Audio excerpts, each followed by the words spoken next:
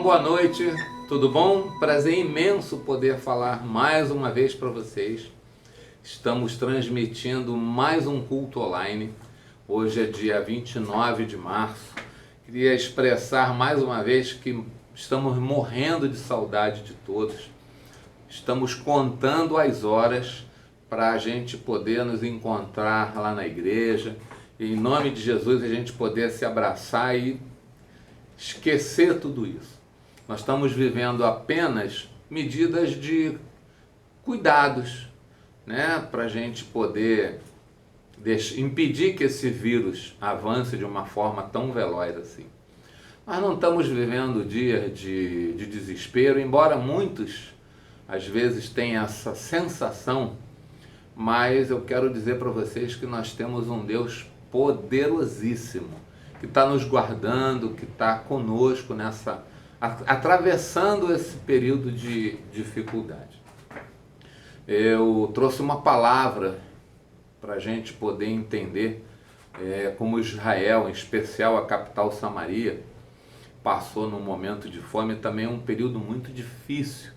E você vai ver uma história poderosa, mas sobretudo, o mais poderoso de tudo foi o mover de Deus naquele lugar.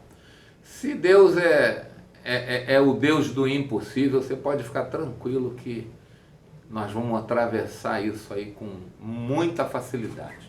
Você que está tendo a oportunidade de nos conhecer através desses vídeos, nós também estamos doidos para conhecer vocês pessoalmente. Nossa igreja lá, Estrada dos Bandeirantes, 3736 em Curicica. Nós fazemos questão de estar com você para nos conhecer pessoalmente, em nome de Jesus, poder te dar um abraço aí caloroso. E tenha certeza que o medo não vai vencer a nossa fé. Amém? Olha só o que diz no segundo livro de Reis, no capítulo 7, versículo 2. Fala assim, ó. Porém, o capitão a cujo braço o rei se apoiava, respondeu ao homem de Deus. Esse homem de Deus era o profeta Eliseu. Ainda que o Senhor fizesse janelas no céu, poderia suceder isso? Disse o profeta: eis que tu o verás com os teus olhos, porém disso não comerás. Uma conversa entre Eliseu e um enviado do rei, uma pessoa completamente descrente de uma determinada circunstância.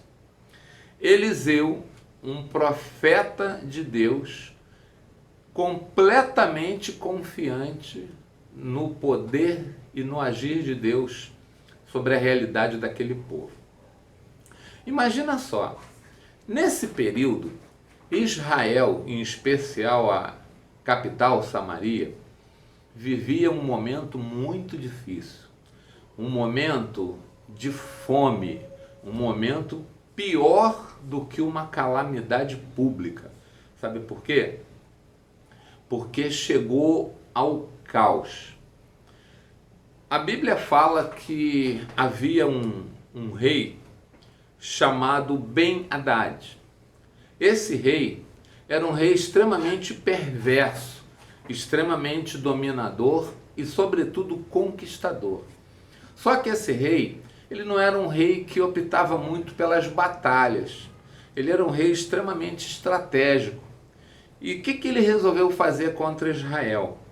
Ele cercou aquele povo, impedindo que as pessoas entrassem, impedindo que as pessoas saíssem, impedindo que houvesse o abastecimento sobre a capital Samaria.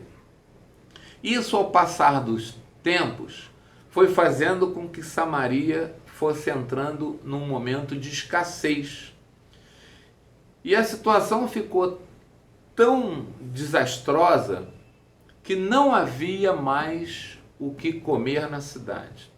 Você imagina uma cidade onde não tem mais animais, o que se podia comer do campo já foi comido, As pessoas pobres não tinham mais recursos, não tinham como se alimentar, e as pessoas ricas também não. Quem tinha um poder aquisitivo melhor vivia tamanha fome como aquele que não tinha tal poder. Toda a cidade vivia fome de uma forma com que chegaram a um ponto cruel. Sabe que ponto foi esse? Canibalismo.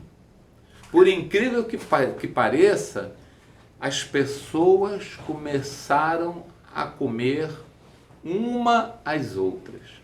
Uma cidade que viveu a pior situação, aonde o mais fraco passou a ser servido ao mais forte. Talvez você fale assim, pastor, o senhor não está exagerando? Não. Lá no capítulo 6, se eu não me engano, o versículo 28, o rei passeava e de repente ele encontra uma mulher que começa a gritar para ele, Senhor, o senhor precisa fazer justiça. E ele pergunta o que está acontecendo. Ele, como rei, não podia fazer mais nada. Não havia mais o que fazer. Mas ele pergunta àquela mulher e aquela mulher diz para ele que uma outra pessoa, uma outra mulher, negociou com ela de que ela deveria servir o filho dela como alimento. E no dia seguinte, ou alguns dias depois, quando a fome se apertasse, ela cederia o filho dela. Essa mulher que se dirige ao rei, ela diz que serviu o filho dela. Está lá no versículo 28. Perguntou-lhe o rei, que tens? E ela responde, esta mulher me disse, dá o teu filho para que hoje o comamos, e amanhã comeremos o meu. Mas meu rei, ela agora não quer servir o filho dela. E o rei não tinha mais o que fazer. Sabe aquela história de que quando alguma coisa não está bem, a gente precisa arrumar um culpado? E o rei começou a enveredar nesse caminho. Ele pegou o chefe do seu conselho e mandou ir até Eliseu, porque havia uma intenção de tornar esse profeta Eliseu o culpado daquela situação. E esse chefe do Conselho Real, ele vai com o objetivo, inclusive, de tentar matar Eliseu.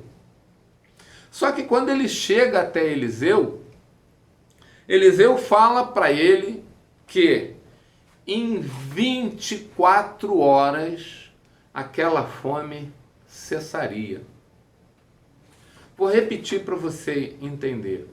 Eliseu fala, na Bíblia está escrito que amanhã, neste horário, não teremos mais fome.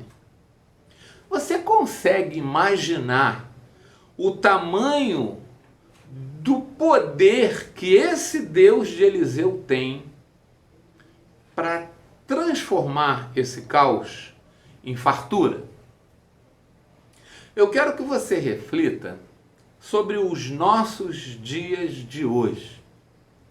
Você precisa estar conectado na palavra para poder entender que para o nosso Deus, essa pandemia que querem instalar nos nossos corações, na nossa mente, nos trazermos cativo dela, aqueles que acham que o nosso Deus não tem poder estão muito enganados. Isso é fichinha. As nossas dificuldades de hoje são fichinhas para o nosso Deus.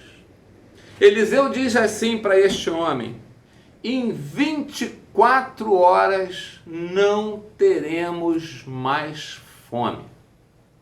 E aí, entrando nesse versículo, como eu li, ele fala assim, ainda que o Senhor fizesse janelas no céu, ou seja, por mais que Deus abra os céus, isso tudo poderia acabar? E Eliseu fala, tu verás com os teus olhos que isso vai acabar, mas você não vai comer dessa fartura. E aí a gente começa a pensar, que toque, quem Deus vai eleger para mudar essa circunstância?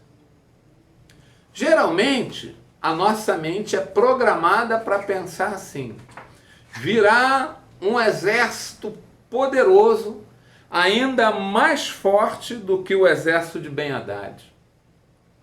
Nós podemos pensar que talvez uma ação da natureza poderosa fosse capaz de combater aquele exército. Meu irmão, se prepara para o que você vai ouvir, para você ver como Deus age. Naquele local, como todo local, havia lepra. Havia uma doença que era maldita. E o que o povo fazia? Todo leproso, ele era conduzido a um arraial e ali ele vivia como leproso. Como é que era o convívio daqueles leprosos? Eles viviam apenas entre os leprosos e não tinham direitos a ir a lugar nenhum. Sabe como é que esse arraial se alimentava? As pessoas pegavam um resto de comida, colocavam nos tonéis, na caçamba, e iam até o final da cidade, onde fazia a fronteira com o arraial dos leprosos, e por cima do muro eles jogavam restos de comida. Eram puras lavagens. Isso era o direito que o leproso tinha de se alimentar. Agora imagina você, Samaria não tinha comida nem para eles. Não tinha comida para os leprosos. Nesse arraial, nessa época, havia em média uns 350 a 400 leprosos. Mais ou menos isso. E eles foram morrendo. Já viviam em situação de lepra. Higiene nenhuma. Não tinha álcool gel, não tinha máscara protetora, nada. E aí eles vão morrendo até que 4 leprosos restam naquele lugar. Eles começaram a caminhar porque ficar ali é morrer de fome. E eles foram para a entrada da cidade de Samaria. E ali eles tiveram que tomar uma decisão. Ou fica ali e morre de fome, porque ele não tinha comida. Entra em Samaria e morre de fome, porque Samaria não tinha comida. Ou eles vão direto ao acampamento do inimigo, chegar lá e pedir clemência. Virar para aquele exército e falar assim: por favor, deixa com que a gente coma alguma coisa. 4 leprosos que não tinham mais o que perder, mas eles tomaram uma decisão. Eles resolveram ir lá no acampamento do exército inimigo para tentar buscar alimento. Em alguma passagem eles falam assim: se a gente for lá e morrer, já estamos condenados à morte mesmo, mas vamos lá.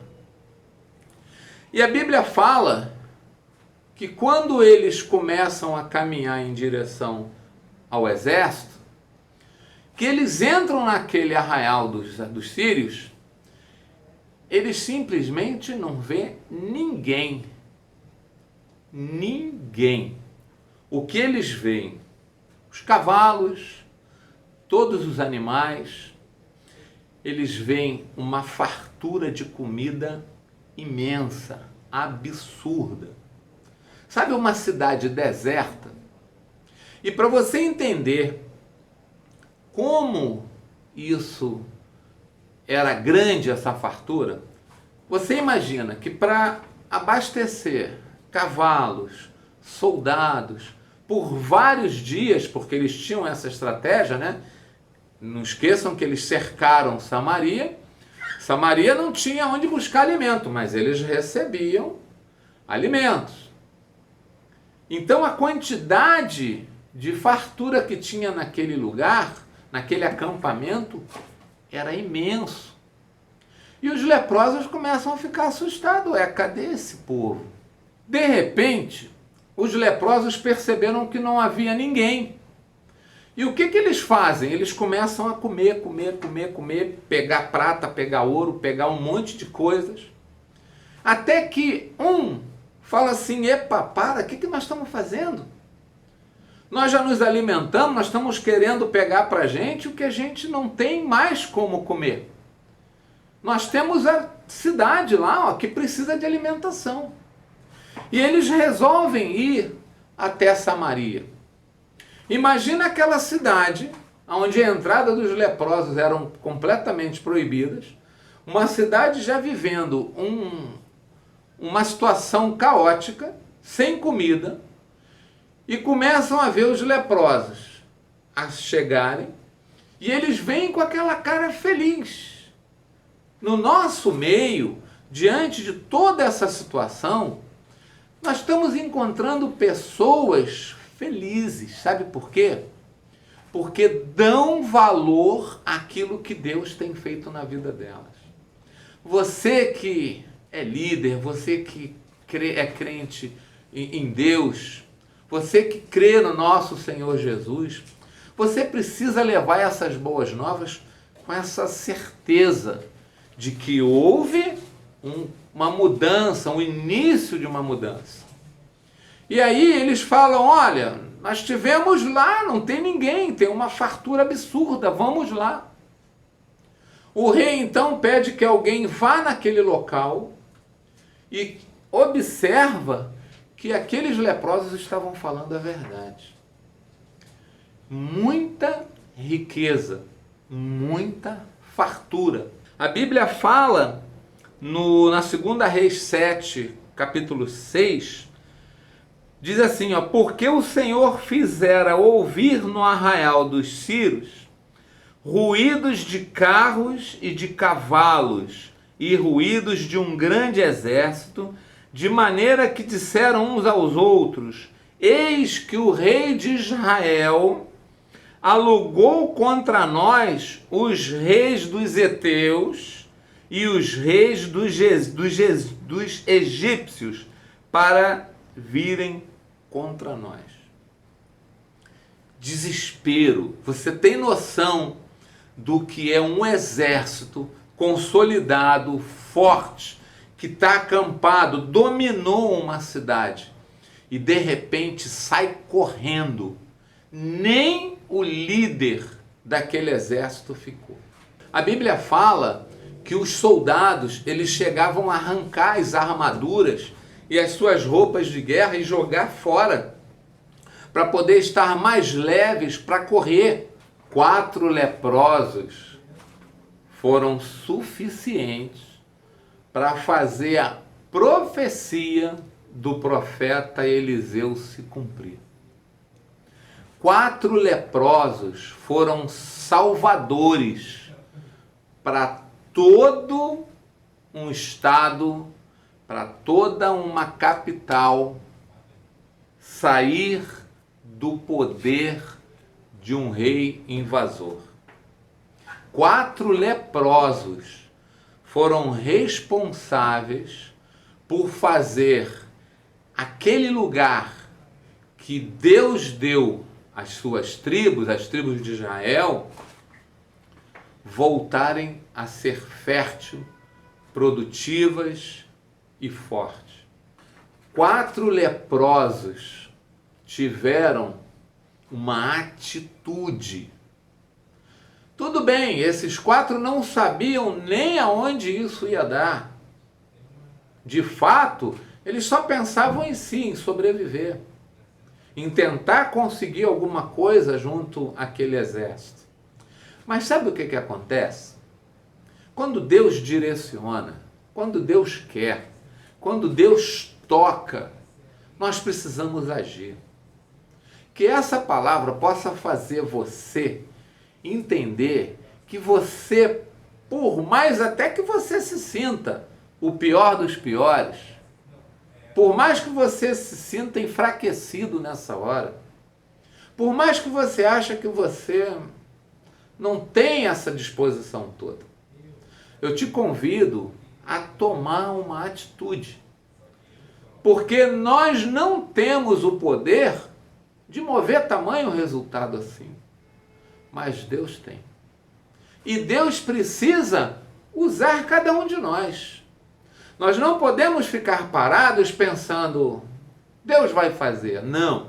Eu quero te desafiar a tomar uma atitude. Se você está vivendo esse período em casa, aproveita para se capacitar na sua vida profissional, nos seus relacionamentos dentro de casa, na sua vida ministerial. Estuda a palavra, tem cursos online. Aproveita essa oportunidade para você tomar uma atitude, porque essa atitude vai promover mudança nas tuas vidas e mudança na vida dos outros. Aquilo que Deus dá a você, muitas das vezes, Ele vai favorecer sim a você, mas vai favorecer a uma comunidade inteira. Olha, nós estamos vendo pessoas que vão sair dessa epidemia muito mais forte do que entraram.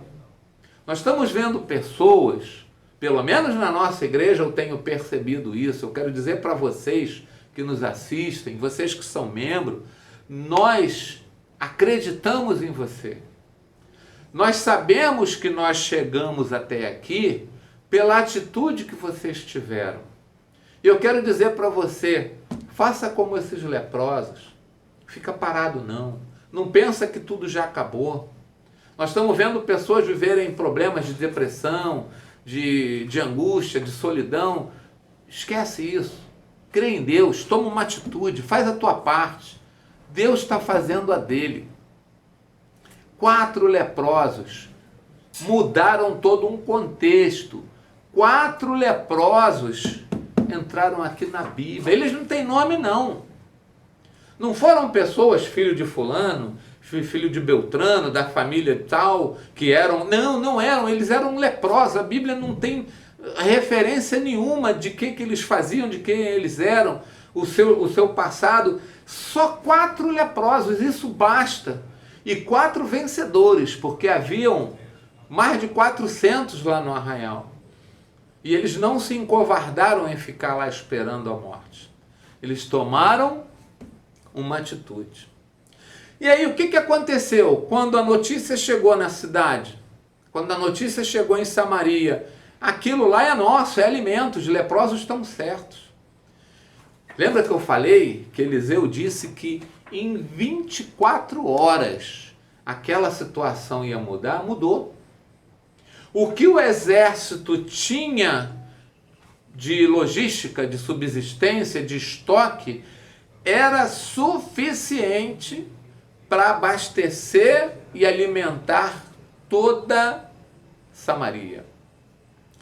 O desespero foi tão grande, pessoas correndo, buscando, pegando, e aquela adrenalina toda. Como é que se fez cumprir o que Eliseu disse sobre o chefe do Conselho Real? Ele estava parado à porta, ele viu toda aquela movimentação, ele viu se cumprir a profecia de Eliseu, mas com a correria da multidão, atropelaram, passaram por cima e ele morreu. Israel inteiro agora volta a ser como antes. Toda a fome cessou. A vida, a rotina daquela cidade foi entrando nos eixos. o rei toma o poder de novo e viveram dias de grande fartura. Nós já estamos caminhando para isso. Nós estamos vendo as notícias que já estão abrindo alguns comércios, tudo bem que muito pouco, continuamos sendo prudentes, nossos governantes estão fazendo a parte deles, nós estamos fazendo a nossa e Deus está fazendo a dele. Nós estamos começando a ver que nós vamos entrar de novo no período que estávamos. Vamos viver as nossas vidas de forma mais tranquila. Mas nesse momento, você precisa estar conectado com Deus. O tempo todo, Deus guardou aquele povo. Por mais que a fome tenha chegado, por mais que as coisas tivessem saído do controle, mas não foi um golpe fatal. Aquele rei poderoso, que era o Ben-Hadad, foi vencido, foi derrotado. O seu exército tão poderoso foi derrotado. E não foi derrotado por 4 leprosos. Foi derrotado pelo poder sobrenatural de Deus. Amém?